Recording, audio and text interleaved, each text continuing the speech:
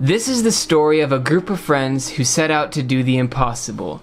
It is a tale of love, art, and the willpower to overcome tragedy and find light in even the darkest of places. We begin our journey in Fresno, California. In 2005, during the 3rd grade, regardless to the future dismay of every teacher in the district, 2 boys were assigned to sit next to each other. Me and Aidan quickly became friends as we realized we were both fans of Star Wars, comic books, and most importantly, music. As soon as me and Cody started hanging out, my life was changed.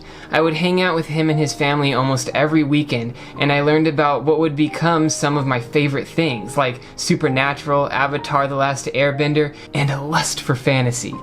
One of my earliest musical memories with Aidan is sitting on my front curb with a child-sized acoustic guitar and an electric keyboard, trying to raise money for music lessons.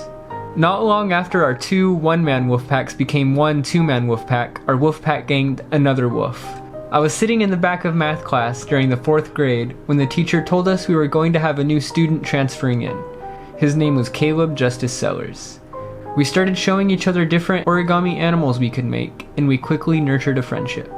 Caleb was a unique individual, too smart for his own good and as authentic as they come. He was full of love for the art of music. It was impossible to spend a day with him without hearing mention of Kirk Hammett, Mark Tremonti, or the internet. He was incredibly intuitive. If he wanted something, he found a way to get it. One day, I was playing in front of my house when suddenly my new friend from math class turned the corner, and we discovered we lived in the same neighborhood. It was junior high when we added our skateboarding, video game loving friend Stefan to the group. Although we knew him since the 5th grade, for some reason we just didn't like him yet. With the now 4-man strong wolf pack, we were ready to conquer junior high. We quickly joined the after school program after promises of skateboarding, video games, and a music class called Rock Band. Not the video game.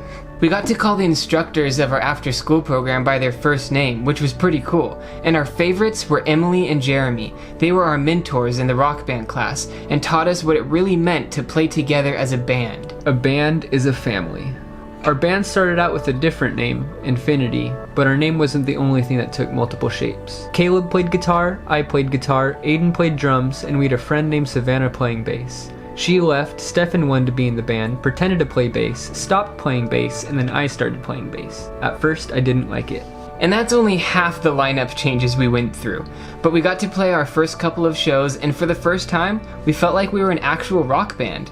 After finally reaching high school, our wolf pack found its final member. He was introduced to us as a beautiful, super cool dude we had to meet. Elijah had just as much love for music as the rest of us, and he quickly became a member of the family. We all hung out a lot at school. We had some music classes together, and we even discovered I lived in the same neighborhood as Stefan. Now every weekend we were all connected. As high school pushed forward, I joined student council, and the others found clubs and sports of their own. Caleb eventually switched schools, leading to our hangouts being only on the weekends. I remember long nights at Caleb's dad's house playing the board game Life to decide who would get the best sleeping spot. During this time, although I loved playing the drums, it had been a while since we played as a band, and my curiosity for the guitar started to grow. Caleb became my teacher, and he brought up forming a new band. We were all excited with this idea, and I had reached a point where I had found my love for playing bass. But even with all our effort, it never came to fruition. On December 1st, 2012, Caleb took his own life. It was a tragedy that none of us saw coming, and it affected every part of our lives. Remember how everyone thought the world would end in December of 2012? Well, ours kind of did.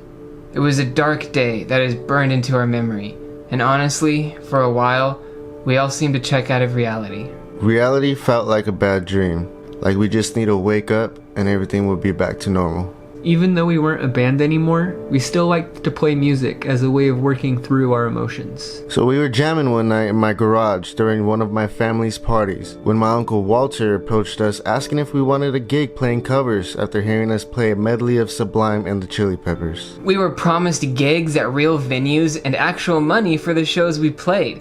It seemed like we were getting a shot at fulfilling the dream we started with Caleb, so we knew there would be no better name for this band than his. Forever and always, he is a member of Justis. With a new name and a new outlook, we said yes. Getting paid for shows was a huge step for us, but we felt like we couldn't grow if we were stuck playing covers. We wanted to come back from this tragedy with a message. I am not alone. I am not alone. I am not alone. And neither are you. We're all in this together. You don't always see those who rely on you just to get through the day. Many of the people who need you don't have the courage to let you know, so it's up to you to just keep swimming.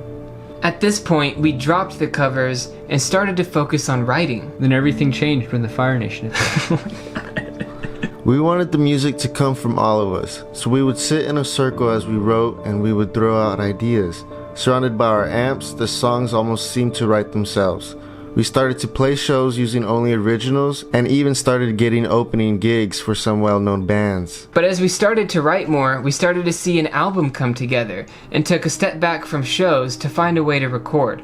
We met a local engineer, but unfortunately it didn't work out, so we had to take a look at our options. We wanted to record without breaking the bank, so I found some used recording gear and we went to work recording it ourselves. We also wanted a way to promote the songs, and I had a little experience in video production, so I saved up for a camera and we started to make in-studio videos to go along with the songs. We started to really enjoy making videos and soon realized YouTube had a lot more to offer. The more we watched, the more we were inspired. We started looking into vlogs, podcasts, and other forms of entertainment. We found the world of creators on YouTube, I guess you could say, and there was no turning back. Not long after, we also started to realize that recording and producing the album ourselves wasn't really giving us the sound we dreamed of. We found the missing ingredient in Morgan Keeney, a local musician and sound engineer.